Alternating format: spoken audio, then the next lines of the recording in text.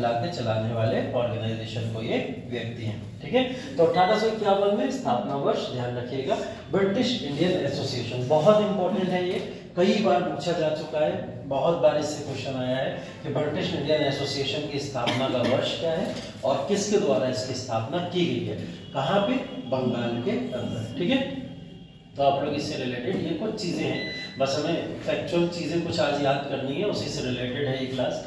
East India association, ये east India association आगे चलकर कांग्रेस में मर्ज हो गया था। ठीक है, प्रॉपर कांग्रेस का एक ऑर्गेनाइजेशन बन गया, क्योंकि आप देख रहे हैं ना इसके अंदर जितने सदस्य हैं, दादा भाई नौरोजी हैं, आगे सुरेंद्रनाथ बनर्जी, ये सब कांग्रेस की तो बाद में पार्ट थे, तो जिनकी संस्था थी वो अपनी संस्था को लेकर कांग्रेस में ही अपना विलय करा लेते।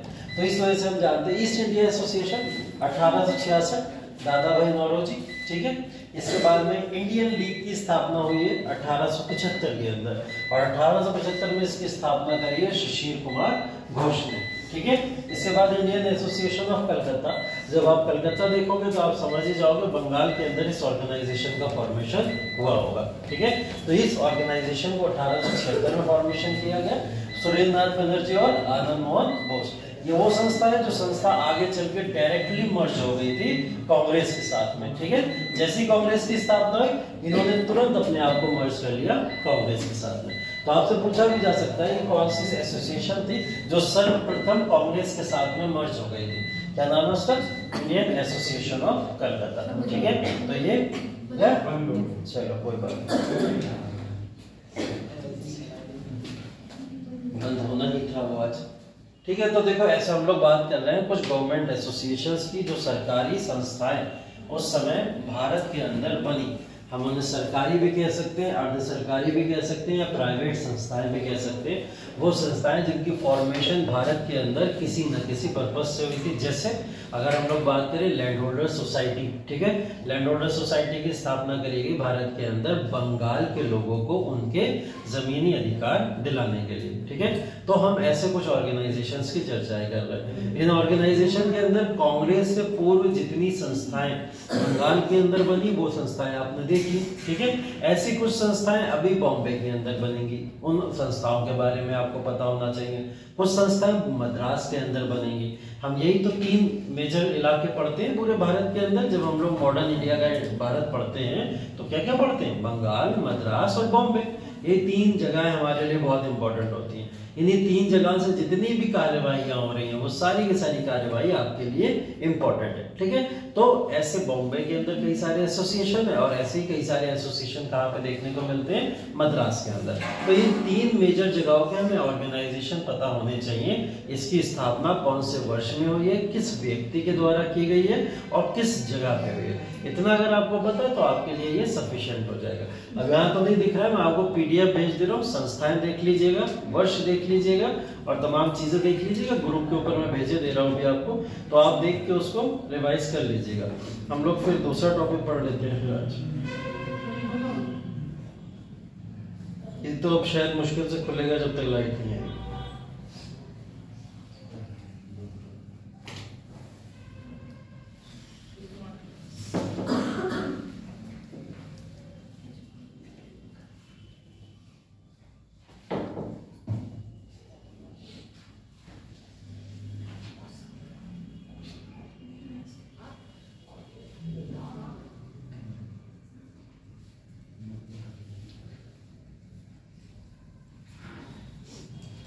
ठीक है, अर्ली पॉलिटिकल ऑर्गेनाइजेशंस हैं, मैंने भेज दिया आपको। ठीक है, बंगाल के, बॉम्बे के, मद्रास के, ये सब दिए हुए और कांग्रेस की स्थापना के कुछ प्रारंभिक वर्ष दिए हुए, वो आप लोग देख लीजिएगा। ठीक है, इसके बाद में हम लोग का जो थोड़ा टॉपिक्स रिमेनिंग है मॉडर्न हिस्ट्री में, एंशिएंट तो देखो आज टेस्ट के साथ खत्म हो जाएगी। अगर लाइट आई तो 2 तरीके से करा देंगे, जैसे होता ही है टेस्ट, नहीं आएगी तो दूसरा तरीका है, उससे करवा देंगे टेस्ट आपका। ठीक है, बुद्धिज्म और जैनिज्म का टेस्ट है ना आज का, क्योंकि कल नहीं हो पाया था, 2 दिन छुट्टी हो गई थी बीच में, उस वजह से नहीं हो पाया था। और मंडे को मेडिवल हिस्ट्री का टेस्ट है, वो भी पता ही होगा आपको। ठीक है, क्योंकि कल तो फुल लेंथ टेस्ट होगा, है ना, कल फुल लेंथ टेस्ट होगा आपका, तो फुल लेंथ टेस्ट में तो सारे ही विषय होंगे। मंडे को मेडिवल हिस्ट्री का टेस्ट ले लेंगे आपका, जब मंडे का क्लास होगा। तो आपका एंशिएंट ऑलरेडी खत्म आज पूरा। ठीक है, और मेडिवल हम लोग खत्म कर लेंगे मंडे वाले दिन प्रॉपर, और मॉडर्न हिस्ट्री के अंदर अब कुछ इंपॉर्टेंट चीजें जो बची हैं उन चीजों का 2-4 क्लास के अंदर बाइंड अप करके खत्म करते हैं, ठीक है। जैसे आज के टॉपिक के अंदर हमने अर्ली पॉलिटिकल ऑर्गेनाइजेशन देखी, एक छोटा सा टॉपिक और बड़ा इंपॉर्टेंट टॉपिक है जो आपके लिए एमसीक्यूज के फॉर्म में प्रीलिम्स में बन सकता है, ठीक है। इसके अलावा एक टॉपिक हम लोग का बहुत इंपॉर्टेंट बचा हुआ था 1857, है ना, वो रिवीजन मॉड्यूल में बचा हुआ, तो उसको रिवीजन मॉड्यूल में ध्यान रखते हुए उसके बारे में थोड़ी चर्चा कर लेते हैं। देखिए 1857 का विद्रोह या 1857 के बारे में जब पढ़ते हैं तो हमें पढ़ना रहता है प्रीलिम्स, मेंस और इंटरव्यू तीनों को ध्यान में रखते हुए, ठीक है, क्योंकि ये टॉपिक्स किसी एक चीज का नहीं है, इसको हम लोग किसी एक चीज में नहीं समाहित कर सकते कि ये सिर्फ प्रीलिम्स में आ जाएगा या सिर्फ मेंस में आ जाएगा या सिर्फ इंटरव्यू में पूछा जाएगा, ये तीनों ही सेक्शन के अंदर पूछा जाने वाला टॉपिक है। तो जब हम बात करते हैं प्रीलिम्स, मेंस और इंटरव्यू की, तो उस हिसाब से इसको कवर करने का भी प्रयास करेंगे, ठीक है। तो हमारे लिए इम्पोर्टेंट 1857 के रिवॉल्ट के अंदर क्या होता है कि हम जब उस पूरे के पूरे रिवॉल्ट की समीक्षा करना स्टार्ट करते हैं, ठीक है। बेसिकली ये पूरा बहुत इंपॉर्टेंट और ध्यान से सुनिएगा, जहां जहां फैक्ट आएंगे वो आप लोग नोट कर लीजिएगा, अदरवाइज मैं कहानी के तौर पर आपको पूरा 1857 का विद्रोह बता देगा, ठीक है। 1857 का विद्रोह जब स्टार्ट हुआ तो सबसे पहले इसकी थोड़ी सी भूमिका के ऊपर नजर डाल लेते हैं। भूमिका क्या है? भूमिका यह है कि 1857 का विद्रोह होने से पहले भारत के अंदर एक गवर्नर जनरल है, ठीक है, जिसका नाम क्या है? लॉर्ड डलहौजी। विद्रोह शुरू होने से पहले और 48 से लेकर 56 तक हम उसको बोलते हैं फादर ऑफ मॉडर्न इंडिया, है ना, बोला जाता है फादर ऑफ मॉडर्न इंडिया, या जिसने मॉडर्न भारत को बनाया, वो बनाने वाला या क्रिएटर या डेवलपर हम उसको बोलते हैं मॉडर्न इंडिया, ठीक है। क्यों बोला जाता है? कारण उसके पीछे बहुत सिंपल सा है कि उसने मॉडर्न रिफॉर्म्स करना शुरू करे, आधुनिक बहुत सारे सुधार किए उसने, जिसकी वजह से हम उसे क्या जानते हैं? फादर ऑफ मॉडर्न इंडिया, ठीक है। अब क्या हुआ, धीरे धीरे उसके सुधार कुछ उस दिशा में गए जिस दिशा में भारतीय लोगों ने उसे अस्वीकार करना शुरू कर दिया, ठीक है। जब तक आप रेलवे का विकास कर रहे हो तब तक तो हमारे लिए ठीक है ना, कि भाई रेलवे आ जाएगा भारत में, कुछ टेक्नोलॉजिकल डेवलपमेंट होगा, हम दुनिया के साथ में रेस में आगे बढ़ेंगे, तो ये सब चीजें हमें अच्छी लगी। हमने कहा रेलवे चलो कम से कम क्रिएट हो रहा है, रेलवे के बहाने कुछ अच्छी चीजें होंगी, डाक विभाग आ गया भारत के अंदर, है ना, डाक सेवाएं शुरू हो गई बढ़िया तरीके से, ठीक है, वो रिफॉर्म्स देखने को मिले और भारत के अंदर कई सारे मॉडर्न रिफॉर्म्स उस समय होना शुरू हो गए, ठीक है। और जैसे हम सोशल रिफॉर्म्स की भी बात करें तो सामाजिक सुधार भी, विधवा पुनर्विवाह अधिनियम आया, है ना, विधवा पुनर्विवाह अधिनियम के अंतर्गत सती जो महिलाएं बहुत पहले हो जाया करती थी, उस सती प्रथा पे तो रोक लग गई थी, लेकिन सती प्रथा पे रोक लगने के बाद विधवाओं का जीवन अब बहुत ही ज्यादा बेकार हो गया था। वो ये उम्मीद करती थी कि इससे अच्छा तो हमारे लिए सती ही थी, है ना, कम से कम हम मर जाते थे तो हमें पीड़ा या कष्ट नहीं उठाने पड़ते थे। अब क्या होता है कि हम विधवा होकर रह जाते हैं और क्या होता है, हमें लगातार कष्ट पीड़ा उठानी पड़ती, क्योंकि परिवार या फिर घर वाले जो पीछे रह जाते हैं उनका रवैया महिलाओं के साथ बहुत गलत होता था, ठीक है। और वो इतना गलत होता था कि महिलाओं को बिल्कुल अछूत समझ के एकदम एक कमरे में बंद कर दिया जाता था और सफेद वस्त्र के अलावा वो कोई वस्त्र नहीं पहन सकती थी, किसी के सामने बाहर नहीं आ सकती थी, प्लेट में खाना रख के उनके सामने सरका के फेंक दिया जाता था। ये सब बड़ी परेशानियां महिलाएं उस समय फेस कर रही थी और उनकी गलती सिर्फ कितनी थी कि वो विधवा हो गई थी, ठीक है। तो ये समस्या भारत के अंदर उस समय काफी ज्यादा थी और ये कोई अंग्रेज नहीं कर रहा है, ये कौन? भारतीय स्वयं कर रहे थे, है ना, गलत तरीके से अपना पूरी तरीके से जो धार्मिक भावनाएं हैं उनका गलत प्रयोग करके, जो भावनाएं कहीं ना कहीं भारत की संस्कृति के अंदर कभी थी भी नहीं, उन भावनाओं को ये लोग यहाँ पर तूल देने का प्रयास कर रहे थे। तो इस सब चीजों को लेकर डिमांड उठ रही थी, ठीक है। हमारे पास में ईश्वर चंद्र विद्यासागर जैसे नामक व्यक्ति जिन्होंने इसको लेकर क्वेश्चन मार्क लगाए, कई सारे सोसाइटी के ऊपर क्वेश्चन उठाए कि भाई महिलाओं की शिक्षा जितनी जरूरी है उतनी ही जरूरी प्रोटेक्शन ऑफ विमेन भी है ना, कि आप पढ़ाने के लिए बाहर भेजो, महिलाएं सुरक्षित ही नहीं है तो फिर ऐसे पढ़ाने से क्या मतलब महिलाओं का, या महिलाएं अपने घर में रहकर सुरक्षित फील नहीं कर रही हैं तो फिर क्या मतलब, ठीक है। तो उन्होंने क्या बोला, उन्होंने बोला ऐसा करते हैं कि जो महिलाएं विधवा हो गई हैं उनके लिए एक अधिनियम जारी किया जाए, महिलाओं को आजादी दी जाए, इन सारे के सारे जितने भी धारणाएं भारत के अंदर बनी उनसे बाहर निकलकर कि महिलाएं फिर से विवाह कर सके। तो विधवा पुनर्विवाह अधिनियम मतलब एक कानून पूरा ला दिया गया और उस पूरे कानून के अंतर्गत बोल दिया गया जितनी भी भारत के अंदर महिलाएं विधवा होती हैं वो सारी की सारी महिलाएं अब फिर से विवाह कर सकती है। बहुत अच्छा कॉन्सेप्ट था, फिर से आया। और ऐसा नहीं है ये पहली बार भारत में आया, ये तो बहुत पहले से भारत में था। हमने कृष्णदेव राय के समय में देखा विधवा पुनर्विवाह उन्होंने अलाउ किया, और अलाउ ऐसा किया कि अगर कोई विधवा से विवाह करता है तो मैं उसका सारा टैक्स माफ कर दूंगा। ADR बोल रहे हैं कृष्णदेव राय, है ना। तो उस समय में भी हमने देखा, हमने गुप्ता एम्पायर के अंदर भी देखा था। तो ऐसा होता रहा भारत के अंदर, विधवा पुनर्विवाह प्रमोट किए जाते थे। लेकिन ये समय ऐसा आ गया था कि कुछ कुरीतियों में भारत फंस गया था, उनसे बाहर नहीं निकल पा रहा था। तो सहारा किसने दिया? लॉर्ड डलहौजी ने। और डलहौजी ने यहाँ पे सामाजिक सुधार करके विधवा पुनर्विवाह अधिनियम लागू करवाया। सब कुछ अच्छा चल रहा है, ठीक है। प्रॉब्लम आ गई कहीं ना कहीं, एक समस्या। पहला मैंने आपको इंपॉर्टेंट पॉइंट क्या बताया? रेलवे, ठीक है। बोले रेलवे का विकास हुआ भारत के अंदर, तो बोले रेलवे का विकास भारत के अंदर हुआ जरूर, लेकिन भारतीयों के लिए नहीं हुआ, ठीक है। समस्या सबसे बड़ी ये थी। भारतीय खुश तो बहुत थे कि हमारे भारत के अंदर रेलवे चलेगी, लेकिन वो रेलवे चलेगी किसके लिए? अंग्रेजों के लिए चलेगी। अंग्रेज अपना ही सामान, जितना भारतीय सामान बनाते थे या भारतीयों की रिसोर्सेज होती थी, उन सबको ड्रेन करने के लिए या यहाँ से निकासी करने के लिए रेलवे का प्रयोग किया करते थे। रेलवे का गलत तरीके से प्रयोग करना डलहौजी को कहीं ना कहीं नुकसान दे गया, ठीक है, जो एक इम्पॉर्टेंट मुद्दा बनेगा आगे चल के जब हम 57 के विद्रोह की बात करेंगे, ठीक है। तो सर हमने बात करी कि रेलवे के विकास के अलावा चलो विधवा पुनर्विवाह में बात कर लेते हैं। डलहौजी विधवा पुनर्विवाह लेके आए, ये तो अच्छी बात है, इसमें तो कोई खराबी नहीं है, किसी भी तरीके की कोई समस्या नहीं। लेकिन हमारे भारतीय समुदाय में हमेशा एक थॉट प्रोसेस रहता है, और वो थॉट प्रोसेस ऐसा होता है कि आप कोई भी विषय उठा के रख दो, उसके ऊपर दो पहलू जरूर होते हैं, है ना। कोई भी आप विचार रख दो, आप कितना भी अच्छा विचार रखोगे उसके ऊपर दो पहलू होने ही है ना। चाहे कोई कितना भी अच्छा विचार रख देगा, दो पहलू होते हैं। तो ऐसा ही एक पहलू था उस समय में, जिसको हम लोग ऑर्थोडॉक्स ग्रुप कहते हैं बेसिकली। तो वो ऑर्थोडॉक्स ग्रुप ब्राह्मणों का उन्होंने अपोज करना शुरू कर दिया, किसकी? डलहौजी की नीति को। डलहौजी की नीति को अपोज करना ये कहते हुए शुरू कर दिया कि आप हमारे धार्मिक मामलों में हस्तक्षेप करने वाले होते कौन, ठीक है, कि भैया आप एक क्रिश्चियन, ठीक है, क्रिश्चियनिटी से बिलोंग करने वाले व्यक्ति, हमारे देश से आपका कोई लेना देना नहीं, हमारी सांस्कृतिक वैल्यू से कोई लेना देना नहीं, तो आप हमारे यहाँ के देश की सांस्कृतिक वैल्यू को क्यों छेड़ रहे हो, ठीक है। तो ये बात कहते हुए एक वर्ग ने अपोज करना शुरू कर दिया। विधवा पुनर्विवाह अधिनियम जो लागू किया गया डलहौजी के द्वारा, उसका भी अपोज हुआ। तो सामाजिक अवधारणा भारत के अंदर ऐसी बनी हुई थी कि जिसको लेकर भारतीय पक्ष के लोगों ने डलहौजी का इस बात पे भी विरोध किया कि उसने हमारे धार्मिक चीजों के अंदर हस्तक्षेप क्यों किया। ये तो चलो हिंदू पक्ष हो गया, मुस्लिम पक्ष भी है यहाँ पे। मुस्लिम पक्ष वो है जो बहादुर शाह जफर का समर्थन करने वाले लोग थे, ठीक है।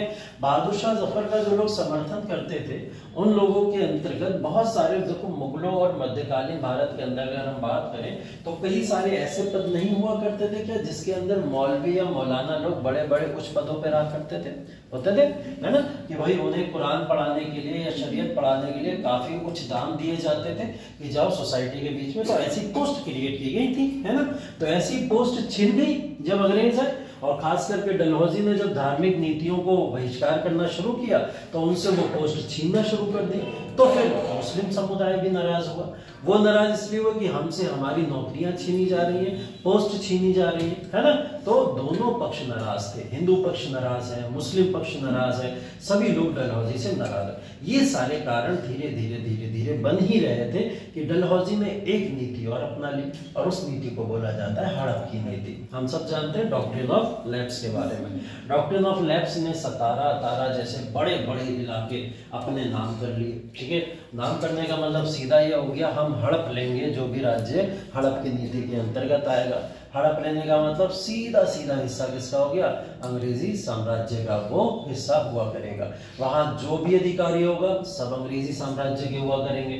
वहां जैसा कानून चला करेगा अंग्रेजी साम्राज्य के तरह ही चला करेगा। ये जो आप लोग देखते हो ना कि 1909 का पार्लियामेंट रिफॉर्म आया, 1919 का मॉन्टेग्यू चेम्सफोर्ड आया, 1893 में चार्टर एक्ट आया, ये सब जो आते हैं, ये आते कहाँ के लिए, ये वहीं के लिए आते हैं जहां जहां पे अंग्रेजों ने अपना कंट्रोल एस्टेब्लिश करके दिखाया हुआ है। भारत दो हिस्सों में बटा हुआ था अंग्रेजों के समय में। एक हिस्सा था जो अंग्रेज डायरेक्ट अपने कंट्रोल में बोलते थे, जिसको हम ब्रिटिश इंडिया बोलते थे, ठीक है, ब्रिटिश इंडिया होता था। ये हिस्सा लगभग 70% भारत का था, और एक हिस्सा था 30% का जो इंडिपेंडेंट था, जिसके ऊपर अंग्रेज अपना किसी भी तरीके का कोई कानून थोप ही नहीं सकते थे। वो राज्य थे प्रिंसली स्टेट्स, ठीक है, प्रिंसली स्टेट्स उनको बोलते थे। अंग्रेज वहां अपना कानून नहीं चलाते थे, कानून वही चलाते थे जिन राज्यों को वो हड़प चुके थे, ठीक है। तो ऐसी जगहों पे कानून ये अपना चलाया करते थे। तो हड़प की नीति ने एक और बड़ा गुस्सा लोगों के मन में जाहिर कर दिया। अब सबको लगा अब ये धीरे धीरे एक एक राज्य हमसे छीन लेंगे, ठीक है।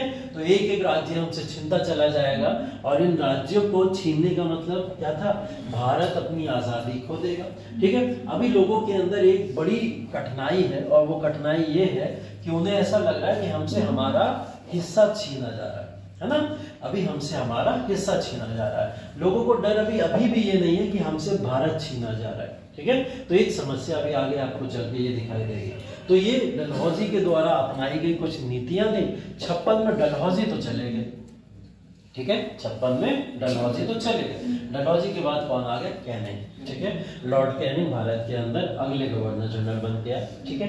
गवर्नर जनरल ऑफ इंडिया के तौर पर कैनिंग का जब भारत के अंदर दौरा हुआ, उस समय पूरी की पूरी भारतीय जनता आक्रोश में ऑलरेडी थी, ठीक है, आक्रोश में ऑलरेडी थी डलहौजी की नीतियों की वजह से, कि डलहौजी जो नीतियां बना के गया, अगर कोई आगे आने वाला व्यक्ति इसको चेंज कर दे तो चलो ठीक है भाई, हम आगे चल के इनको कहीं ना कहीं समर्थन भी दे सकते हैं। लेकिन कैनिंग ने आकर और सोने पे सुहागा काम किया। उसने बोला डलहौजी की नीतियां तो चलेंगी, और डॉक्ट्रिन ऑफ लैप्स से सबसे ज्यादा जो राज्य कब्जा किया वो किसने किया, कैनिंग ने ही कर डाले, ठीक है। तो इससे लोग और ज्यादा नाराज थे। ये सब चीजें भारत के अंदर चली रही थी। ये सब मैंने आपको जो बताया, ये 1857 की क्रांति को या विद्रोह को लिखने के मुख्य कारण बताए जाते हैं, ठीक है। अगर आपसे पूछा जाए 1857 की क्रांति या विद्रोह के वास्तविक कारण क्या हैं, तो ये सारे के सारे वास्तविक कारण थे, ठीक है। ये सारे के सारे रियल रीजंस, जिसको हम वास्तविक कारण बोलते हैं, ये सब वो थे, ठीक है। तो ये वास्तविक कारण के तौर पर आ जाते हैं। फिर हमसे पूछा जाता है कि भाई कुछ इमीडिएट कारण भी तो हुए होंगे, कुछ ऐसा भी तो हुआ होगा कि किसी ने माचिस जलाई और आग लगा दी और आग फैल गई, ऐसा भी तो हुआ होगा। तो कोई ना कोई इमीडिएट कारण भी बने होंगे इसके पीछे। तो चलो इमीडिएट कारण ढूंढते हैं। कैनिंग आए, कैनिंग के आने के बाद में भारत के अंदर एडवांस टेक्नोलॉजी के हथियार भारत के अंदर आना शुरू हो गए। वो एडवांस टेक्नोलॉजी के हथियार कहीं और नहीं, भारत की ही रिसोर्सेज से बनाए जा रहे थे, और उन हथियारों को भारत के अंदर सप्लाई किया जा रहा था। बंगाल के अंदर एक नेटिव इन्फेंट्री थी, 34th नेटिव इन्फेंट्री जिसको हम बोलते हैं, ठीक है, जहां पे एक बहुत होनहार हमारे पहले स्वतंत्रता सेनानी मंगल पांडे कार्यरत थे, ठीक है। तो 34th नेटिव इन्फेंट्री के अंदर बंगाल के अंदर कौन कार्यरत है, मंगल पांडे। मंगल पांडे रहने वाले, बिलोंग करने वाले उत्तर प्रदेश के मेरठ के इलाके के ही थे, ठीक है। लेकिन इनकी जॉब कहाँ पे थी, ये आर्मी के तौर पर बंगाल की 34th नेटिव इन्फेंट्री में कार्यरत हुआ करते थे। तो हुआ ये कि जब कैनिंग ने भारत के अंदर कुछ कारतूसें मंगाई, वो कारतूसें जो थी वो बेसिकली एनिमल्स की जो चर्बी होती है उससे बनी हुई थी, ठीक है। तो वो चर्बी जो बनी हुई थी, वो चर्बी दो जानवर थे जिनसे बनी थी मेनली, ठीक है। एक गाय की चर्बी होती थी और एक सूअर की चर्बी हुआ करती थी। इन दोनों की चर्बी से वो कारतूसे बनाए जाते थे। और उस समय में ऐसा नहीं होता था कि आप हाथ से लोड करिए, हाथ से लोड करने के बाद में आप क्या करेंगे कि वो कारतूस जो है बेसिकली आप उसको चला दें। तो हाथ से यूज नहीं कर सकते थे आप उसे, ठीक है। क्या होता था बेसिकली, आपको कारतूस को यूज करने के लिए क्या यूज करना पड़ता था, हाथों से उसको काटना पड़ता था, ठीक है। तो होता क्या था बेसिकली, पहले के कारतूस जैसे आज के समय में अगर आप देखोगे बम वगैरह जो होते हैं ना, छोटे छोटे गोले वगैरह लोग दांत से खींच के तो फेंक के मारते हैं, है ना, तभी तो होता है ऐसा। तो बेसिकली यहाँ पे क्या हुआ, जब कारतूस वगैरह उस समय में आई तो कारतूस को क्या करा गया, हाथ से ना यूज करके मुंह से यूज किया जा रहा था। अब भाई जो भी वर्ग होगा, चाहे वो हिंदू वर्ग हो चाहे वो मुस्लिम वर्ग हो भारत के अंदर, तो ये दोनों वर्गों ने क्या करा, मना कर दिया कि हम किसी भी तरीके से कोई कारतूस को यूज नहीं करेंगे, ठीक है। क्योंकि भाई गाय की चर्बी अपने जो मुख से काट नहीं सकता, वो हिंदू वर्ग है, ठीक है, जो क्योंकि काऊ को होली मानता है, होली का मतलब पवित्र मानता है, ठीक है। सुअर की चर्बी को मुस्लिम नहीं अपने मुंह से खींच सकता, क्योंकि वो सुअर को अनहोली मानता है, अनहोली का मतलब अपवित्र मानता है, ठीक है। तो दोनों वर्ग अब इस चीज को यूज नहीं कर सकते, और दोनों ने इसको लेकर क्वेश्चंस उठाए, बोले हम ये यूज नहीं करेंगे, आप इस कारतूस की बनी हुई जो भी पिस्टल या बंदूकें आई हैं इनको वापस करें। राइफल का नाम याद रखिएगा, इंपॉर्टेंट है, एनफील्ड राइफल्स, ठीक है। एनफील्ड राइफल्स थी जो उस समय में यूज होती थी, जिसमें इन चर्बी का यूज किया जाता था। ये हुआ तो मंगल पांडे लीडर के तौर पर उभरे और उन्होंने खड़े होकर क्या बोला कि हम स्वीकार नहीं करते और हम इस पिस्टल को यूज नहीं करेंगे, इस राइफल को यूज नहीं करेंगे। इन्होंने मना करा, मना करने के बाद में इनके ऊपर यातना, ठीक है, जिस तरीके से इनके ऊपर अत्याचार किए गए, तो इनके सपोर्टर और इनके ऊपर मिलके अत्याचार कुछ किए गए, इनको पनिश किया गया, ठीक है। पनिश करने का नतीजा ये निकला कि मंगल पांडे नाराज होकर 2 जनरल अधिकारियों की हत्या कर दी, ठीक है। एक का नाम था ह्यूसन और एक का नाम था बाघ, ठीक है। बाघ और ह्यूसन दो नामक 2 अधिकारी थे, इन दोनों अधिकारी की क्या कर दी गई, हत्या। किसके द्वारा, मंगल पांडे के द्वारा। मंगल पांडे 29 मार्च को हत्या करते हैं 1857 को, 8 अप्रैल को मंगल पांडे को फांसी हो जाती है। इतना ही समय बस बीच में गुजरा था और उनको फांसी हो जाती है, ठीक है। जब उनको फांसी होती है, प्रॉब्लम होती है, यहाँ से बहुत ज्यादा तेजी से आगे बढ़ती है, ठीक है। फांसी के बाद में जितने भी लोग थे वहां पे, वो फिर से रिवॉल्ट करने के लिए कलेक्ट होते हैं, और कलेक्ट होने के बाद में 11 मार्च फिर से अप्रैल 11 अप्रैल को फिर से क्या होता है, एक बार फिर से कलेक्ट होते हैं सारे के सारे लोग, और कलेक्ट होके आंदोलन करने का यहाँ पर नियत बना, क्योंकि मंगल पांडे की फांसी भारत के लिए बड़ा चौंकाने वाली चीज थी कि मंगल पांडे को फांसी दे दी गई। ये भारतीयों के लिए काफी ज्यादा चौंकाने वाली चीज थी, ठीक है। उनके ऊपर ट्रायल भी नहीं चला, उनके ऊपर केस प्रूफ भी नहीं हुए, उन्होंने हत्या करी, किसने देखा, जिसने देखा एक अंग्रेज ने आके बता दिया हमने देखा, और उस बेसिस पे उन्हें फांसी दे दी गई। तो ये किस तरीके का कानून भारत के अंदर है, इस सबको लेकर थोड़ी सी बगावत उठना शुरू हो चुकी थी। बगावत उठी, उठने के बाद में बंगाल की ही 34 नेटिव इन्फेंट्री ने स्ट्राइक कर दी। स्ट्राइक 23 अप्रैल तक चली, 23 अप्रैल तक वो स्ट्राइक चली, और उस स्ट्राइक के बाद में सभी लोगों को अरेस्ट कर लिया गया। 23 अप्रैल 1857 में सारे लोग अरेस्ट करके डाल दिए गए जेलों के अंदर। सारे लोग बंगाल के पैक कर दिए गए, बोले आंदोलन किसी भी तरीके से यहाँ छिड़ना नहीं चाहिए। लेकिन बंगाल को रोक सकते हो, उत्तर प्रदेश को नहीं रोक सकते। उत्तर प्रदेश में कुछ लोग पहले ही तैयार बैठे थे, यहाँ के पब्लिक तैयार बैठी थी, ठीक है। यहाँ के पब्लिक और सोल्जर्स मिलकर तैयार हो रहे थे कि हम आंदोलन करेंगे। 1857 की डेट डिसाइड करी गई थी 30 मई, ठीक है। 30 मई डेट डिसाइड करी गई थी कि 30 मई को एक बड़ा आंदोलन होगा, देश भर में आंदोलन होगा, और इस देश भर के आंदोलन को हम लोग हर एक हिस्से से लीड करेंगे, ठीक है। जैसे आगे भी आप आंदोलन देखोगे, जगह जगह पे अलग अलग लीडर्स लीड करते हैं आंदोलन, ऐसे आंदोलन को लीड करने की डेट तैयार हुई। बट पता नहीं अचानक क्या हुआ कि 10 मई को सारे के सारे सोल्जर मेरठ में इकट्ठे हुए। उन्होंने बोला ना, ज्यादा टाइम हमें वेट नहीं करना है। अचानक से उन्होंने क्या करा, एक अपना जत्था रवाना कर दिया, और वो जत्था रवाना होने के लिए सीधे कहाँ निकल पड़ा, दिल्ली की तरफ निकल पड़ा, ठीक है। वो सारे के सारे दिल्ली की तरफ निकले, और दिल्ली की तरफ निकलने के बाद में उन्होंने दिल्ली में जाके घोषित कर दिया बहादुर शाह जफर को अपना लीडर, और बोले बहादुर शाह जफर हमारे लीडर है और हमें चाहिए अंग्रेजों से आजादी। देखिए, निकले तो सब सही इंटेंशन से थे, मंशा अच्छी थी, और वो जिस मंशा से निकले थे वो मंशा ये थी कि दिल्ली पे कंट्रोल का मतलब पूरे भारत पे कंट्रोल, ठीक है, यही तो है। लेकिन इस समय भारत का रवैया थोड़ा बदल चुका था अंग्रेजों के अंतर्गत। ये बात भारतीय कानूनी दावपेच में समझ नहीं पाए। उन्हें यह समझ नहीं आया कि अगर दिल्ली कंट्रोल कर ली तो सतारा हमारे कंट्रोल थोड़ी आएगा। सतारा तो ब्रिटिश इंडिया का पार्ट हो चुका है ना। पंजाब हमारे कंट्रोल थोड़ी आएगा, पंजाब तो ब्रिटिश इंडिया का पार्ट हो चुका है। अवध हमारे कंट्रोल थोड़ी आएगा, ये उन्होंने अपने कंट्रोल में ले लिया। ये बात भारतीय दांवपेच में नहीं समझ पाए। उन्हें लगा दिल्ली पे कंट्रोल मतलब पूरे भारत पे कंट्रोल। यही तो हुआ करता था अभी तक, पूरे मध्यकालीन भारत में हम पढ़ते चले आए कि दिल्ली पे कंट्रोल का मतलब पूरे भारत पे कंट्रोल होता है, ठीक है। तो उन्होंने वही प्रयास किया और वो इसी नियत के साथ निकले, बहादुर शाह जफर को अपना लीडर बनाए। बहादुर शाह जफर तो इतना ज्यादा तैयार नहीं थे, वो बोले मैं बूढ़ा हो चुका हूँ, मैं इसमें लड़ना और कैसे मैं करूंगा, सारी चीजें करूंगा। जीनत महल का नाम आता है, फिर उन्होंने लीड करा इन सारी चीजों को, है ना। तो महिलाओं के रूप में उनकी भागीदारी दिल्ली में जानी जाती है। तो ये आंदोलन के तौर पर वहां से लीड भी किया गया, ठीक है, और इस आंदोलन को 1857 के विद्रोह के रूप में वहां जीता भी गया।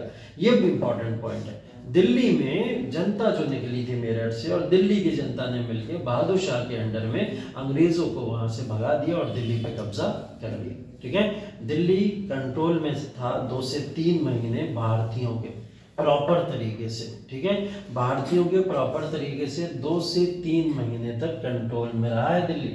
अब एकमात्र ऐसा 1857 के विद्रोह में दिल्ली ही एक राज्य है जो भारतीयों ने स्वतंत्र कराया, ठीक है। इसके बाद में स्वतंत्र कराने वाली चीजों के अंतर्गत और राज्य हमें देखने को नहीं मिलते, ठीक है। तो हुआ क्या कि ये राज्य स्वतंत्र हुआ। स्वतंत्र होने के बाद जैसे ही लोगों तक बात पहुंचेगी दिल्ली तो भाई आजाद हो गया, दिल्ली आजाद हो गया, तो फिर सारे के सारे लोग अपने अपने इलाकों से उठने लगे और उन्होंने क्या करा, लीड करना आंदोलन को शुरू कर दिया। फॉर एग्जाम्पल हम लोग बात करें कानपुर से तात्या टोपे, ठीक है, वो निकले वहां से, ठीक है। नाना साहेब को हम देखते हैं, ठीक है, वो भी वहीं से, ठीक है। उसके बाद में हम लोग अवध की तरफ अगर चले तो बेगम हजरत महल हमें दिखाई देती है। बिहार की तरफ चले तो वो कुंवर सिंह हमको दिखाई देते हैं, ठीक है। फैजाबाद की तरफ चले मौलवी अहमदुल्ला हमें दिखाई देते हैं, ठीक है। और ऐसे कई अनगिनत नाम भारत के अंदर थे जिन्होंने भारत के अलग अलग इलाकों से क्या करा, आंदोलन को लीड करना शुरू कर दिया, ठीक है। यह आंदोलन अलग अलग जगहों से चलने लगा। समय काल सबका 1857 मई जून जुलाई इतना ही टाइम लगभग गुजरा। 3 से 4 महीने में यह आंदोलन पूरे भारत के अंदर फैल चुका था, ठीक है। हम दक्षिण भारत की तरफ इसमें नहीं जाएंगे क्योंकि दक्षिण भारत का योगदान इसमें नहीं, ठीक है। उत्तर भारत के अंदर या कुछ पूर्वी भारत का इलाका इसके अंदर आएगा, दक्षिण भारत का इलाका इसके अंदर देखने को नहीं मिलता। तो ऐसा बोला जाता है दक्षिण भारत ने 1857 के विद्रोह से अपने आप को दूर रखा, ठीक है। अब यह आंदोलन भारत के अंदर तेजी से फैल गया और इस आंदोलन ने अंग्रेजों को लगभग कह सकते हैं कि पूरी तरीके से इतना परेशान कर दिया कि अंग्रेज यही मान चुके थे कई जगह तो कि अब हमें भारत के कुछ इलाकों को छोड़ के जाना ही पड़ेगा। फॉर एग्जाम्पल झांसी, है ना, झांसी को वो लगभग ये मान चुके थे कि हमें ये इलाका छोड़ के जाना ही पड़ेगा, ठीक है। लेकिन प्रॉब्लम ये थी कि भारतीयों के साथ में यूनिटी की एक प्रॉब्लम बड़ी थी, ठीक है। यूनिटी का मतलब अगर देखा जाए तो हिंदू मुस्लिम जनता जो थी वो तो इस आंदोलन को बहुत तेजी से और साथ में मिलकर लड़ जरूर रही थी, लेकिन लीडर्स का आपस में एका नहीं था। लीडर्स के एके की अगर हम लोग बात करें तो जो लीडर्स बेसिकली इसके नेता थे वो नेता आपस में एक नहीं थे। अगर आप खुद सोचिए, महारानी झांसी और दिल्ली अगर एक होके इस आंदोलन को लड़ रहा होता, इधर बिहार में कुंवर सिंह अगर इस आंदोलन को मिला के लगभग ये सारे के सारे नेता एक साथ खड़े होते तो क्या भारतीयों को कोई हरा पाता? नहीं हरा पाता, क्योंकि इनकी सबकी सेना एक साथ होती, ये सारे लीडर्स एक साथ होते। तो ये कहीं ना कहीं हम कह सकते हैं कि इस आंदोलन को दबाया नहीं जा सकता था अगर ये आंदोलन लीडर्स के तौर पर एक रूप में चल रहा होता, है ना। बट समस्या यही आ गई हमारे पास में कि ये लीडर लेस मूवमेंट बन के रह गया। सारे लीडर्स ने क्या करा, अपने अपने इलाके को जीतने के लिए, अपने अपने इलाके को स्वतंत्र रखने के लिए इस आंदोलन को चलाया। उन्होंने बोला सिर्फ झांसी ही बच जाए अंग्रेजों से यही अच्छा हो जाएगा, किसी ने बोला अवध ही बच जाए तो यही अच्छा होगा, ठीक है, किसी ने बोला कानपुर ही बच जाए तो यही अच्छा होगा। तो सब अपने अपने इलाके को बचाने के अंदर लगे रहे। तो इस आंदोलन से एक बड़ी समस्या कहीं ना कहीं देखने को मिली कि लोग आपस में एक तो थे बट लीडर आपस में एक नहीं हो पाए। फिलहाल आंदोलन चला, भारतीयों ने काफी शिद्दत और मेहनत के साथ में इस आंदोलन को लीड किया, आगे बढ़ाया। अंततः अंग्रेजों ने हर जगह के आंदोलन को धीरे धीरे धीरे धीरे करके दबा दिया, ठीक है। और इस आंदोलन को दबाने के बाद में कई सारे लीडर्स जो मार दिए गए और कई सारे लीडर्स जिनको यहाँ से दूसरे जगहों पर ट्रांसफर कर दिया और कई सारे लीडर्स खुद अपने आप इस आंदोलन को दूसरी जगह से चलाने के लिए निकल पड़े। छत्तीसगढ़ पीसीएस में क्वेश्चन आया है अभी, ठीक है, 1857 के विद्रोह से रिलेटेड कौन से ऐसे लीडर्स थे, है ना, भरत ने भेजा था, कौन से ऐसे लीडर्स थे जो नेपाल चले गए 1857 के विद्रोह के बाद और नेपाल से उस आंदोलन को लीड कर रहे थे, ठीक है। तो ये एक क्वेश्चन के तौर पर वहां से पूछा गया। तो ये सारे के सारे जो भी आंदोलन से रिलेटेड वो कौन से स्वरूप को पूछ ले आपसे, क्या पूछ ले, आप उसमें बहुत ज़्यादा ध्यान रखिएगा, ठीक है। तो ये चीज़ें आपके लिए इम्पोर्टेंट होती हैं कि वो अब फैक्चुअल चीज़ों को बदल रहा है। अब वो ये नहीं पूछ रहा है कि कौन सी जगह से कौन सा लीडर लीड कर रहा है या आंदोलन को दबाने वाला कौन व्यक्ति था। क्या क्या ऑप्शन थे उसमें भरत? सर ये कहते हैं हजरत महल का था, नाना साहिब का था। अच्छा, कई सारे थे। नाना साहब तो गए थे, ठीक है, उनका तो एक था, ठीक है। और बेगम हजरत महल, ये दो लीडर जो थे वो नेपाल चले गए थे और वहां से मूवमेंट को लीड कर रहे थे, ठीक है। ऐसे ही उसमें कंफ्यूज किया था, कहीं महारानी लक्ष्मीबाई लिख दिया, कहीं नाना साहब लिख दिया, कहीं तात्या टोपे लिख दिया। तो हमें कुछ ऐसी चीजें भी ध्यान रखनी है, थोड़ा सा ध्यान देना है कि ये क्या। और बड़े आसान से क्वेश्चन थे, अगर ये स्क्रीन चल रही होती तो शायद छत्तीसगढ़ TCS का पेपर दिखाता आपको मैं, बट ग्रुप पे भेज दूंगा, एक बार देखिएगा जाके। इतिहास के बहुत ही सिंपल क्वेश्चन, मतलब जितने भी शायद हम लोग क्लास में डिस्कस कर लिए, और प्रीवियस अभी टेस्ट में कई क्वेश्चन हमने करे हैं ना, जितने भी एंशिएंट है वो क्वेश्चन सीधे सीधे लिखे हुए, ठीक है। तो बड़े अच्छे क्वेश्चन आ रहे हैं। मेन चीज ये कि आप लोग बस उस पर थोड़ी सी स्टडी करोगे तो आंसर आएंगे। थोड़े बना के क्वेश्चन दे रखा था उन्होंने। नाना साहिब बेगम जीनत महल पहला ऑप्शन था, कुंवर सिंह नाना साहिब दूसरा ऑप्शन था, राजकुमार फिरोज शाह और बेगम हजरत महल तीसरा ऑप्शन था, नाना साहिब और बेगम हजरत महल चौथा ऑप्शन। तो ये होगा, किसी को दोनों ही पता होने चाहिए। हाँ बिल्कुल बिल्कुल, दोनों ही पता होना चाहिए, क्योंकि सबके साथ में कंफ्यूज किया उसने नाम के साथ में, है ना। एक एक नाम सही भी दे रहा है और एक एक गलत भी दे रहा है, तो इसलिए दोनों बताना जरूरी होता है। तो ये अच्छा क्वेश्चन था, है ना। ऐसे क्वेश्चन पूछे जा रहे हैं और 1857 से एक आध क्वेश्चन देखिए किसी ना किसी तरीके से आ ही जाता है। तो हम लोग जो डिस्कशन करते हैं इससे रिलेटेड बहुत सारे क्वेश्चन आपसे मिल जाएंगे, ठीक है। तो ऐसे क्वेश्चन आपसे पूछ लिए जाएंगे, तो इनको ध्यान में रखिएगा, इन क्वेश्चंस को रिवाइज भी कीजिएगा अच्छे से जाके।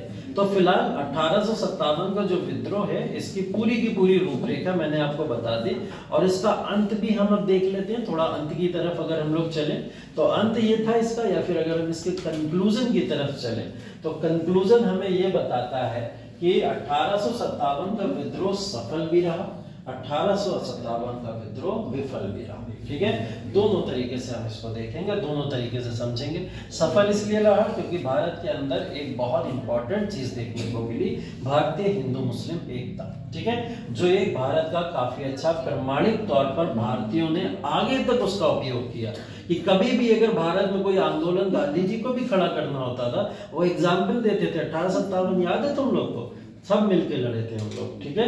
तो वो आज तक भी कहीं ना कहीं हमें एग्जाम्पल के तौर पर दिया जाता है कि 1857 का विद्रोह हिंदू मुस्लिम एकता की वजह से जाना जाता है, ठीक है। दूसरी चीज, भारत के अंदर एक चीज की समस्या जो थी कि भारत में क्या राष्ट्रवाद है या नहीं है, उस बात के बारे में हमें वहीं से पता चला। 1857 के विद्रोह ने क्षेत्रवाद को बढ़ावा दिया था, जैसे हम बात कर रहे हैं ना, क्षेत्रों के लिए लोग लड़ रहे थे, लेकिन राष्ट्र का नहीं पता था। तो वहां पे क्या हुआ, राष्ट्रवाद को बल मिला।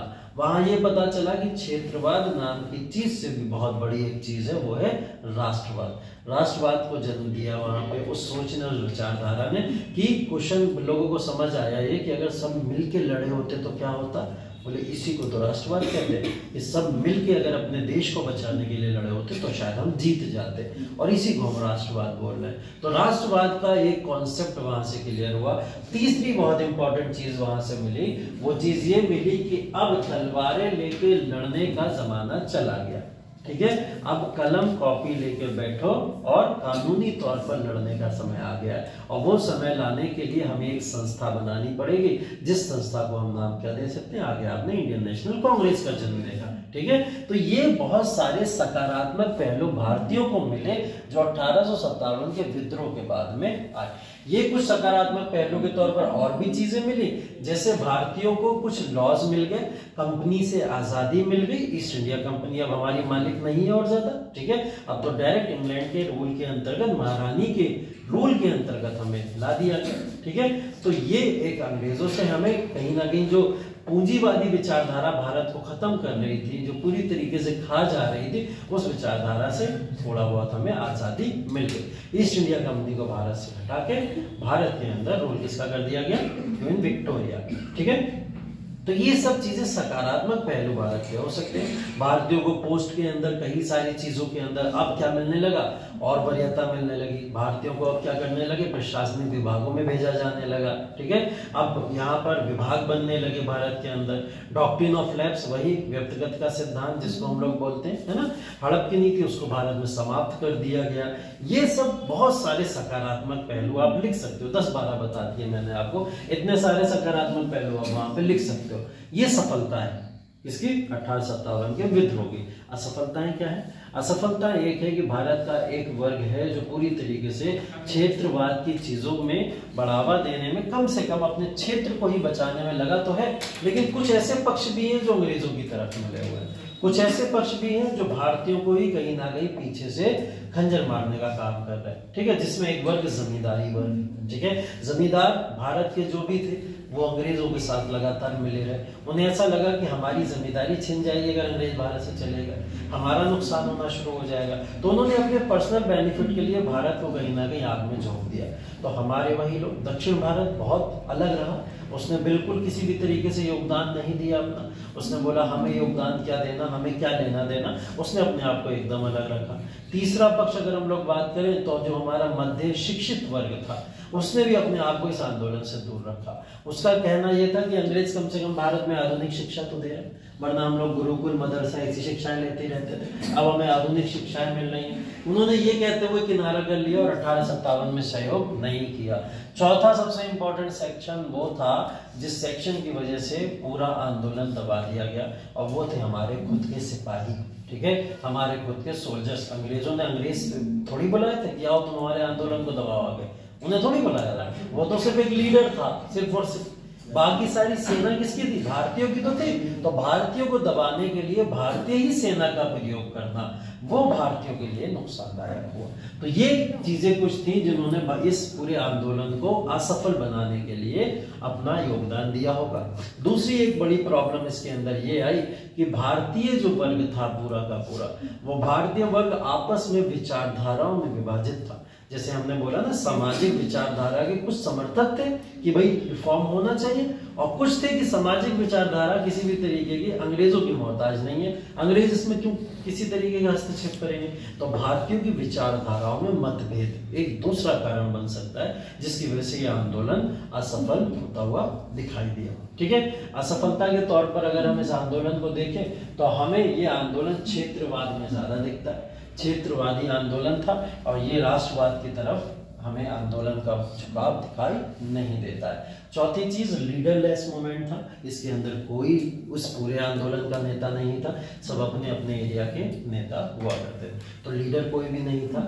इस आंदोलन की एक बड़ी कमी ये भी थी कि आंदोलन से अगर कोई पब्लिक आके जुड़े तो उसे कारण ढूंढना पड़ता था कि जुड़े क्यों, है ना। गांधी जी ने कारण दिया था ना, नमक सबके घर में यूज होता है ना, चलो तुम्हारे लिए भी है, तुम्हारे लिए भी है, तुम्हारे लिए, आओ जाके जुड़ो। यहाँ क्यों जुड़े? तो उसके पीछे कारण का एक कहीं ना कहीं कमी थी, तो कारण नहीं समझा पाए यहाँ के लोग जो आंदोलन से आके जुड़ पाते। अगली समस्या इस आंदोलन की असफलता के पीछे ये रह गई, ठीक है। असफलता के पीछे हम एक समस्या ये भी कह सकते हैं कि लीडरलेस होने के साथ साथ में इसके साथ बड़ी समस्या ये थी, 30 मई को सब डिसाइड हो रहा है कि आंदोलन 30 मई को होगा, सारी तैयारियां 30 मई की चल रही थी, और अचानक से एकदम त्वरित रूप से ये 10 मई को आंदोलन स्टार्ट हो जाता है। तो अधूरी तैयारियों के साथ किए गए कोई भी प्रयास वो असफल ही होते हैं, ठीक है। तो इस आंदोलन की तैयारी पूरी नहीं थी, अधूरी तैयारियों के साथ शुरू किया गया, तो यह आंदोलन असफलता की तरफ तो जाना ही था, ठीक है। तो ये कई सारे कारण थे जिसने इसकी असफलता दिखाई। ओवरऑल कंक्लूड अगर हम इसको करें कि 1857 का विद्रोह अगर ओवरऑल कंक्लूजन की तरफ लेके जाए तो भारत की आज़ादी के लिए किया गया पहला प्रयास जरूर कहलाएगा, ठीक है। भले से ही क्षेत्रवाद का आंदोलन हो, कैसा भी आंदोलन हो, लेकिन भारत की आज़ादी के लिए किया गया पहला प्रयास जरूर कहलाएगा।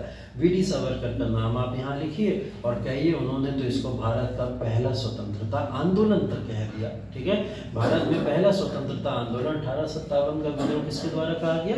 वी.डी. सावरकर के द्वारा कहा गया, ठीक है। तो ये एक आंदोलन कहीं ना कहीं स्वतंत्रता के लिए पहला कदम तो था। इसी के बिना पे आगे जो भी आंदोलन हुए, जो भी चीजें हुई, एटलीस्ट अंग्रेज अब भारत में डर तो गए कि भारतीय हमारे साथ में इस तरीके की कार्यवाही भी कर सकते हैं, वो अभी भी हमसे नहीं करते।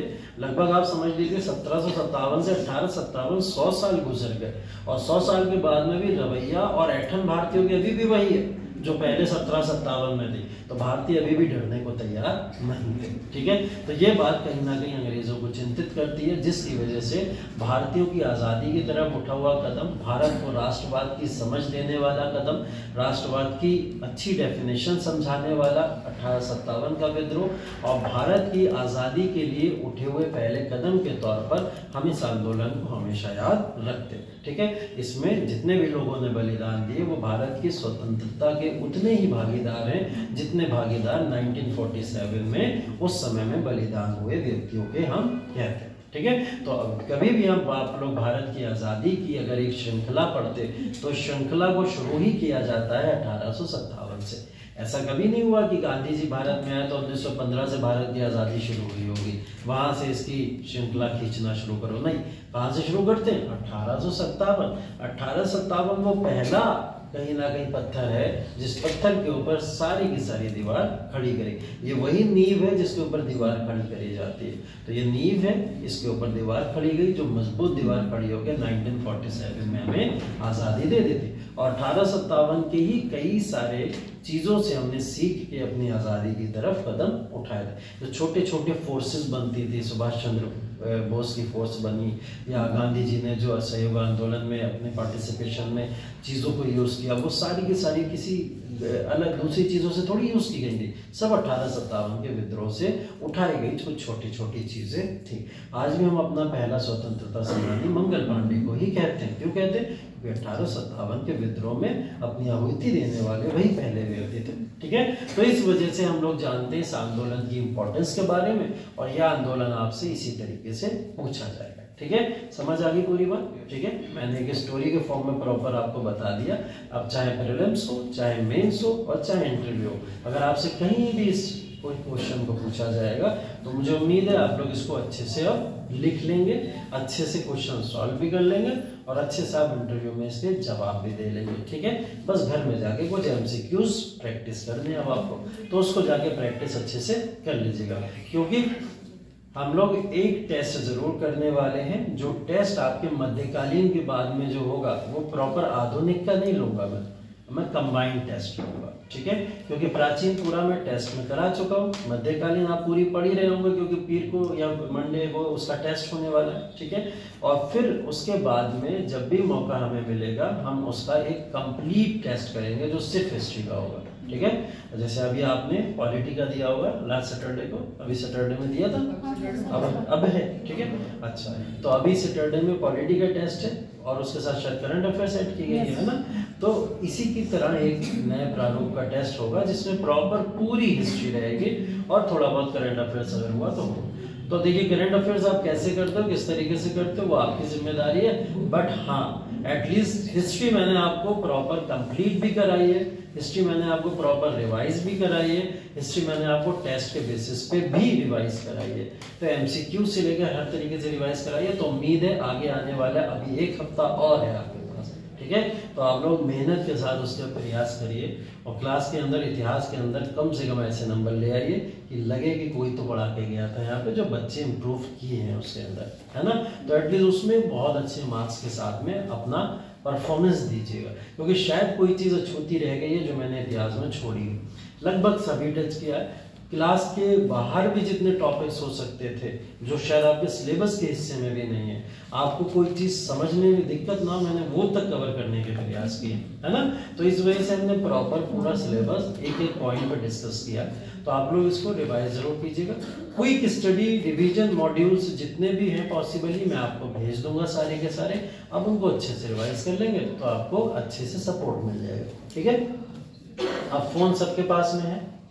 ठीक है, टेस्ट लगाने का वही तरीका है हमारा। ठीक है, फोन अपने अपने निकाल लीजिए सब लोग। मैं टेस्ट पेपर आपको ग्रुप पे भेजता हूँ। ठीक है, और वो टेस्ट पेपर वहाँ से ओपन करिए और टेस्ट पेपर लगाना शुरू करिए। बस आज मेरे नाम ज़्यादा लग जाएंगे यहाँ से यहाँ घूमने फिरने में, बस और कुछ नहीं, क्योंकि लाइट आ नहीं रही है, समस्या है वो। हाँ,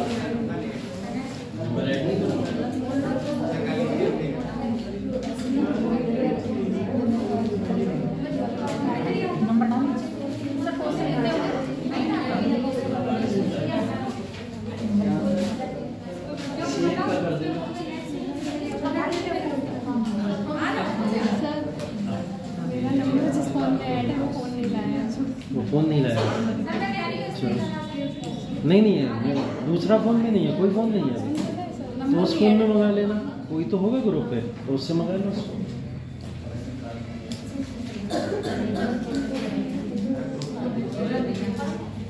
जिसके पास ना पहुंच पाए वो शेयर कर लें आपस में, ठीक है।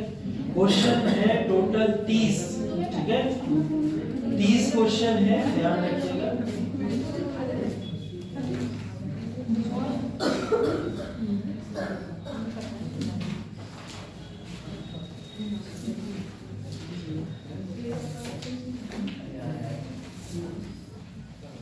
किस नाम से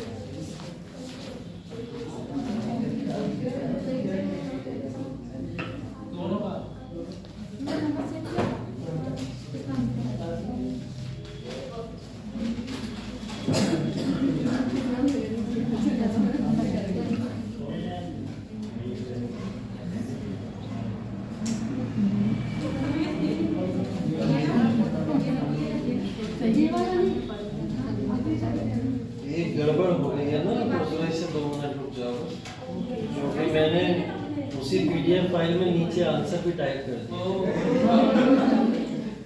बस भेजते भेजते रह गया मैं 2 मिनट। सर फाइल वाला 2 मिनट होगा के साथ कुछ नहीं आ रहे थे।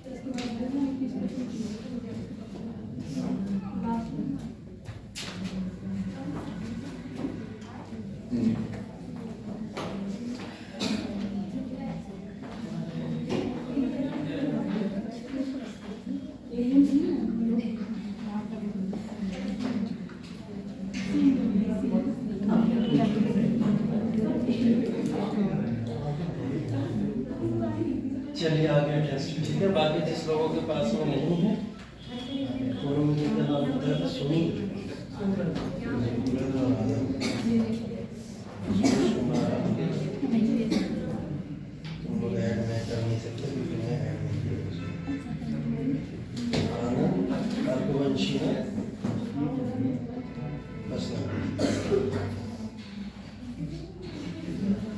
ठीक है। और तुम लोग के पास नहीं है सर, कौन भी नहीं लाए? नहीं सर।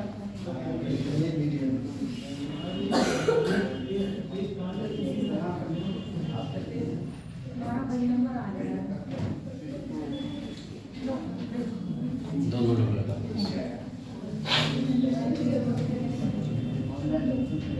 और किसी को समस्या?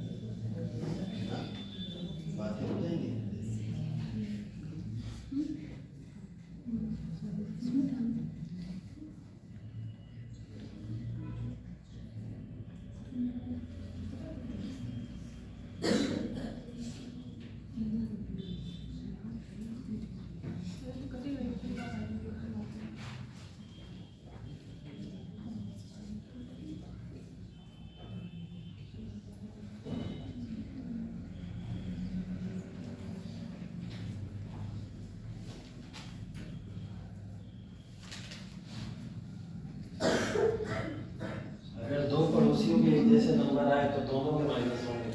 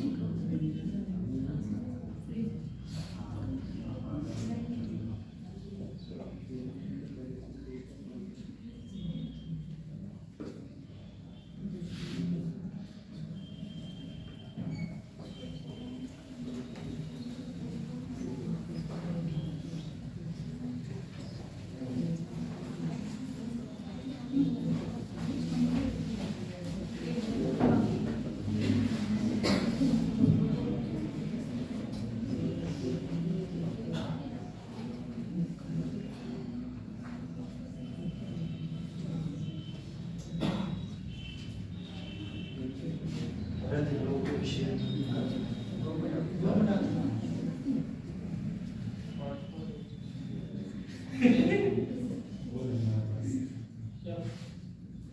दिया।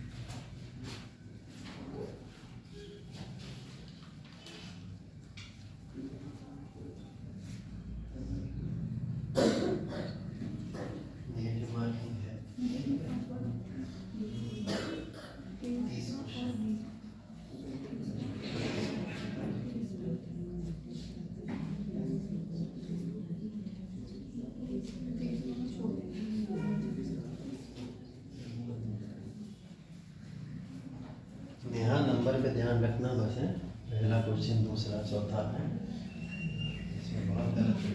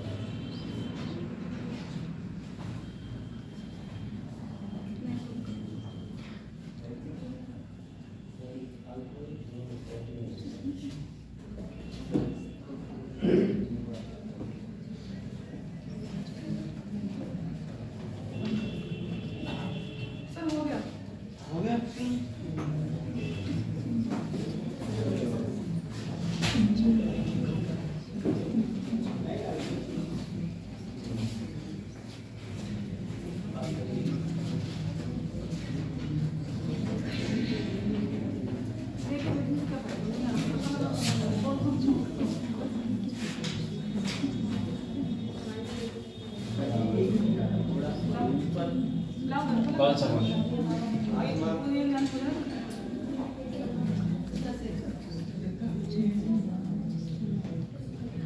इसको देखना और बोर्ड पे भी देख सकते हैं। क्वेश्चन नंबर बता दो ना, बता।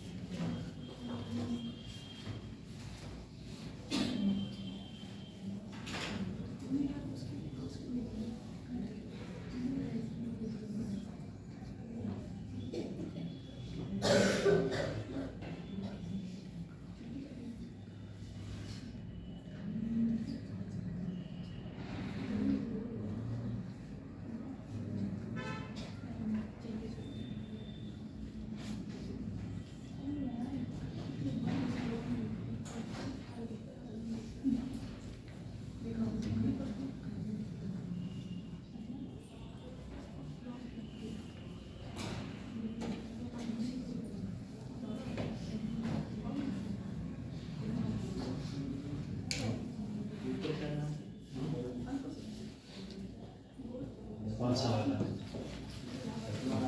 5वां 10वां 5वां 5वां देख लो पहले। ऑप्शन आगे होंगे इसमें तृतीय और चतुर्थ स्थान।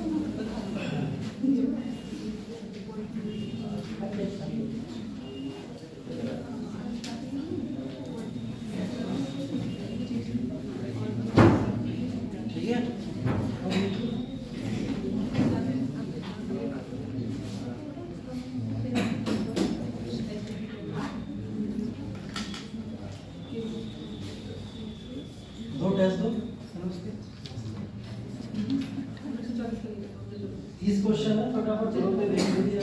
वहां से भी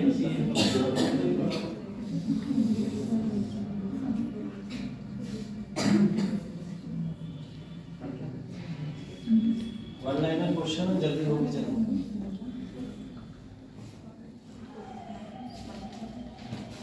बराबर बता दीजिए।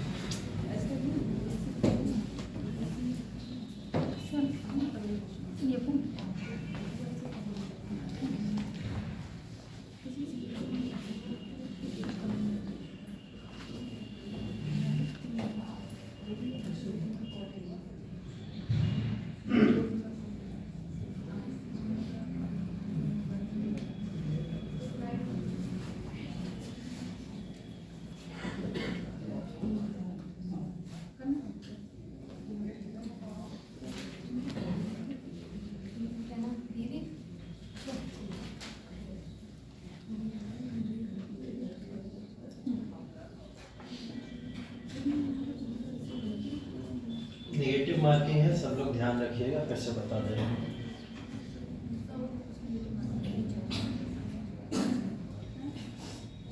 और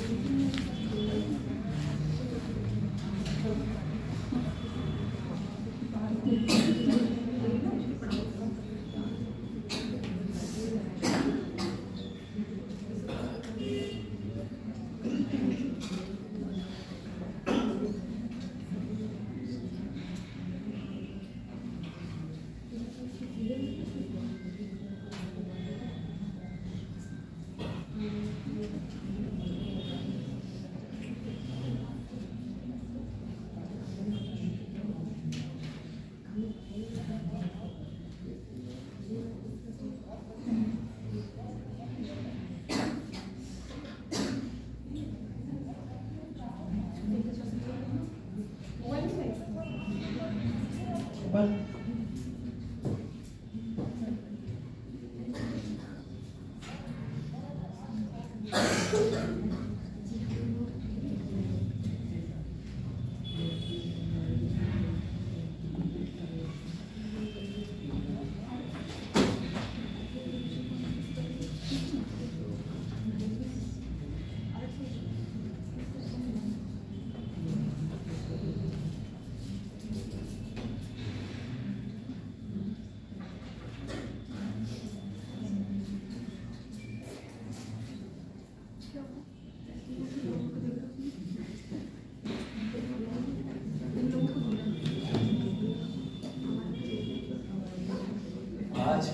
और है लास्ट 5 मिनट में सबमिट करिए।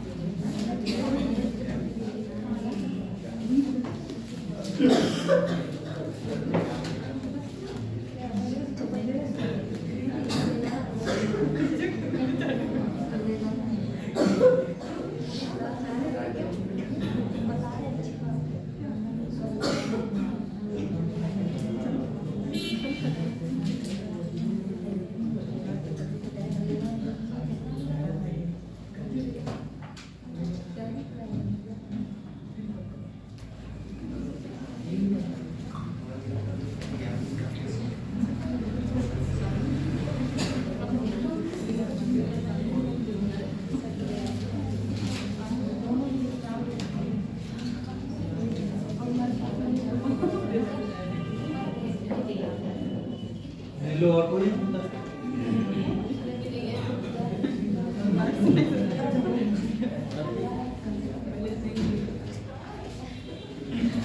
हाँ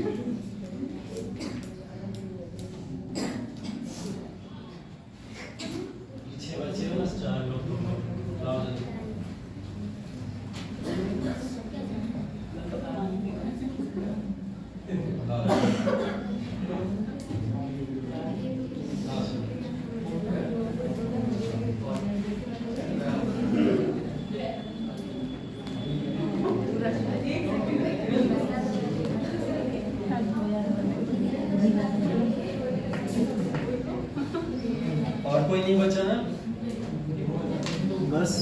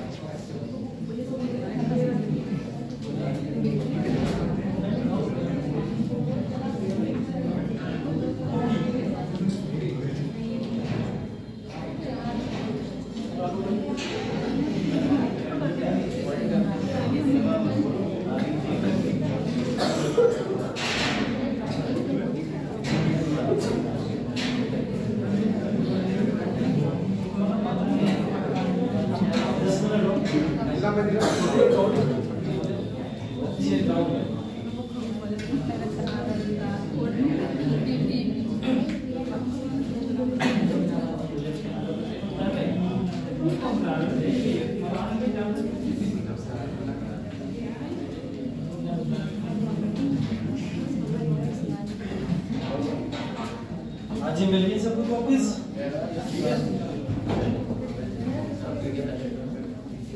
लगाइए आंसर।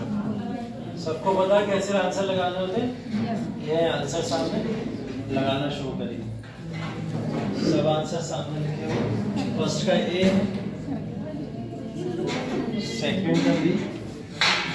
सही के आगे सही टिक लगा दीजिएगा, गलत के आगे काट दीजिएगा। जो छोटा है एकदम कुछ नहीं करना। अबे नंबर दे दे करवा रहा है। हाँ क्या हो गया? बोल दे, बोल भी दे। 1 का ए, 2 का बी, 3 का ए, 4 का बी, 5 का डी, 6 का बी, 7 का बी, 8 का बी, 9 का ए, 10 का बी, 11 का ए, 12 का सी, 13 का ए, 13 का ए, 14 का ए, 15 का ए,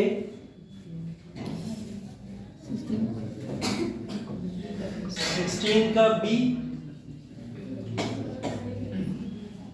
17 का ए, 18 का ए, 19 का ए, 20th का ए, 20 का ए, 21 का सी, 22 का ए,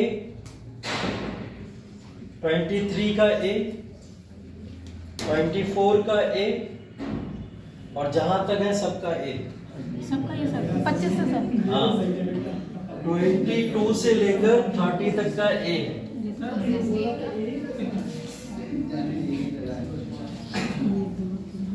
16 का बी। 22 से लेकर 30 तक ए है सब। 15 का ए था।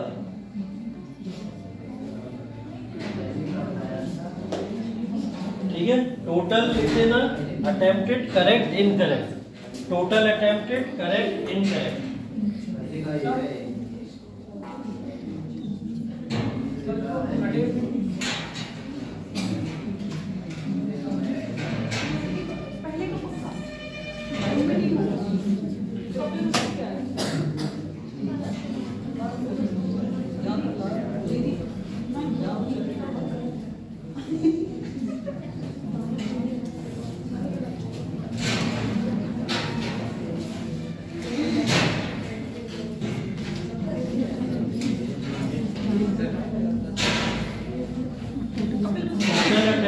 Correct, incorrect. ठीक है,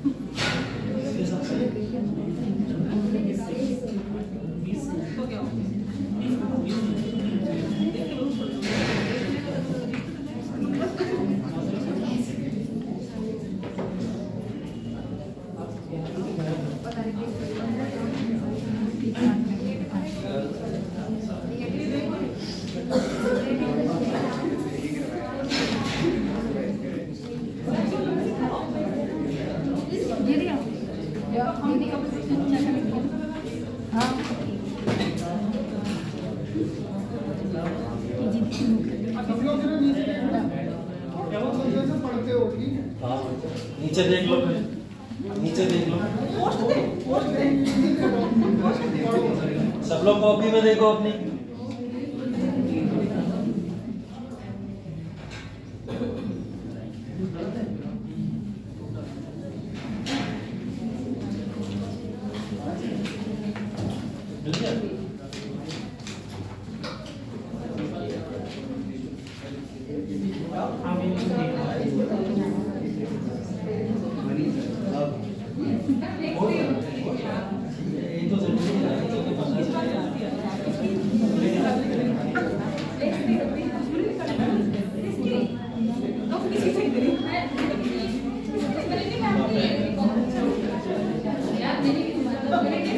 जो बचा है ला के रखते जाओ।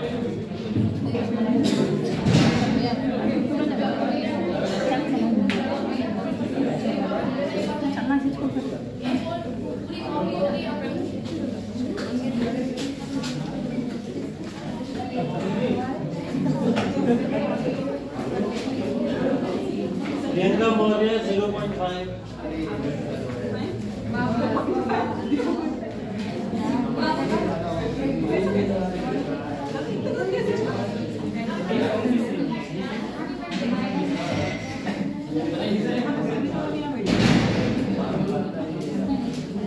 विश्वास 19.5।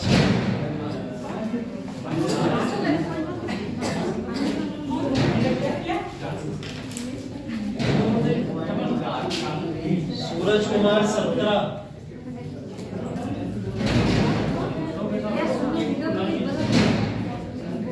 मीरा शर्मा 8.5।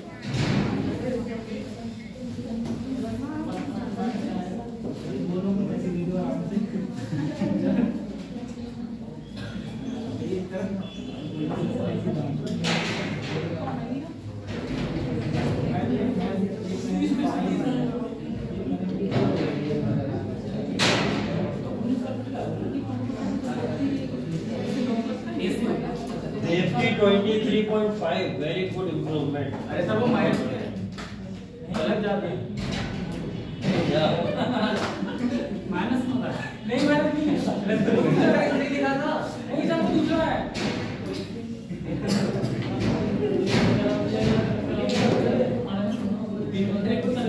आनंद -2।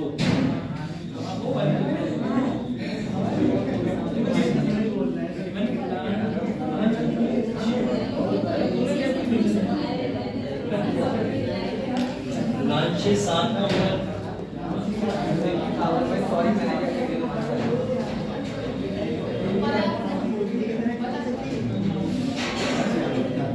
यशु 6.5।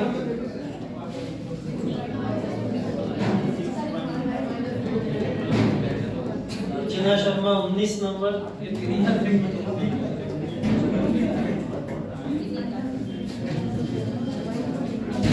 शिवानी 11 नंबर।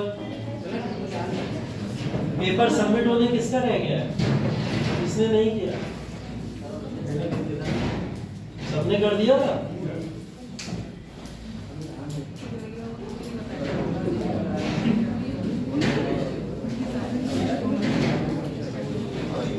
जमन 12.5।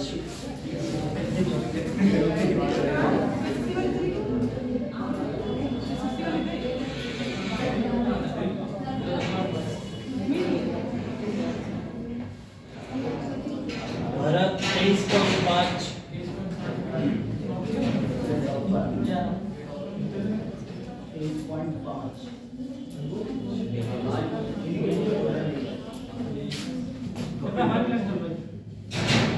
धर्मेंद्र 3.5।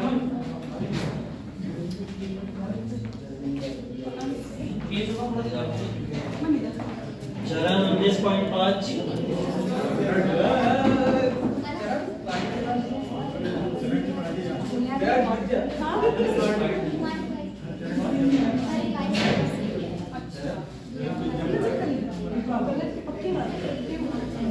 सौम्या 16.5।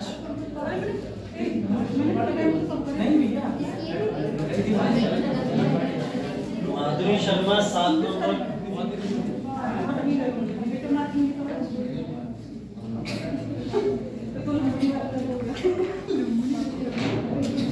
संदीप कुमार 19.5।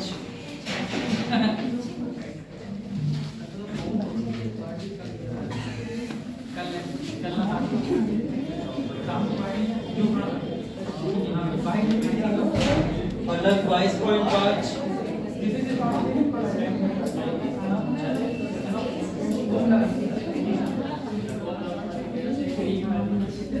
आलोक 11.5।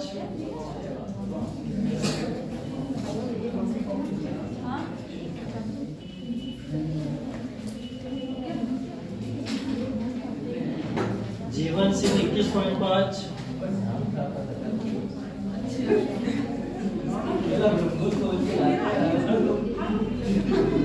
मनीषा मौर्य 2 नंबर,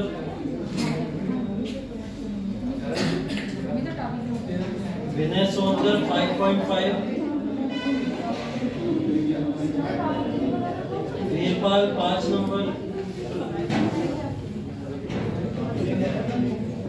सलोनी 11 नंबर,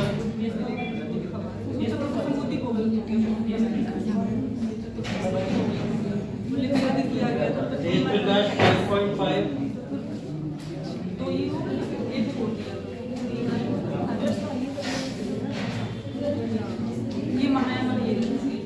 सानिया 9.5,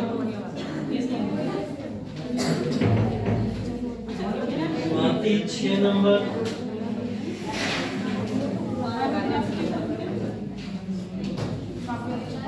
विशाल कुमार 0.5,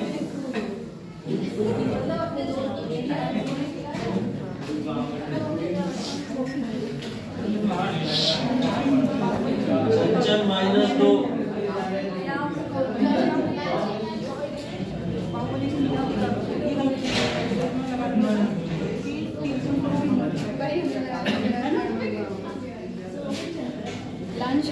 मोहम्मद जावेद 20.5,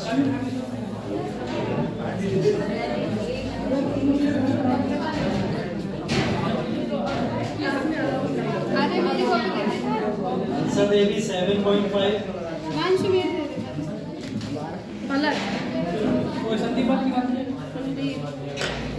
नेहा चौधरी 19.5,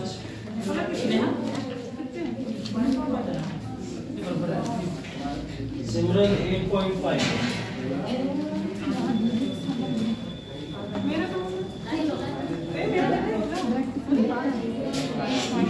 इसके हाईएस्ट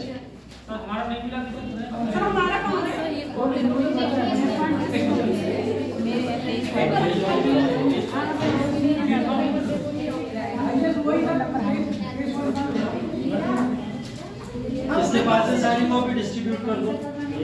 23.5 हाईएस्ट था मेरे ख्याल से, 3.5 किस किस का है? हंसा का है ना? देवकी सर मुझे क्वेश्चन है वो